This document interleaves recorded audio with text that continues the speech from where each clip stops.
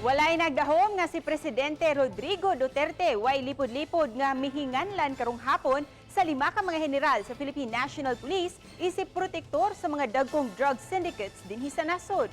Nunod sa paghingalan sa mga PNP generals, duha kanila mga retired generals nga nahimong influential PNP personality sa panahon sa ilang pagserbisyo dinhi sa Central Visayas o sa PRO 7. Si Nico Sereno sa report.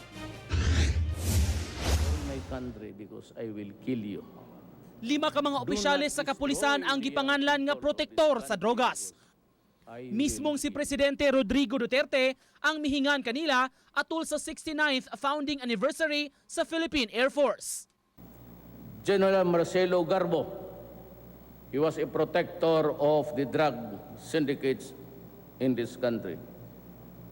General Vicente Luot, who is now the mayor of Cebu, in one of the municipalities of Cebu.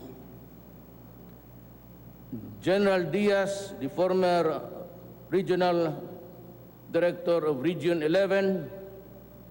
General Pagdilao, former regional director in CRDO. General Tino, former QCPD director.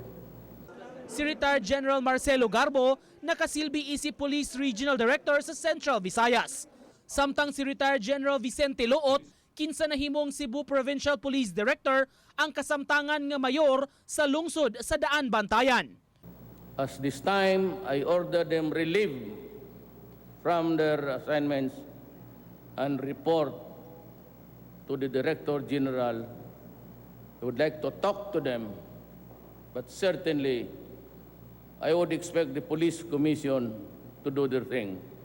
Sa pakighinabi sa Balitang Bisdak, pinaagi sa telepono, gihulagway ni Mayor Loot nga biktima lang siya sa black propaganda.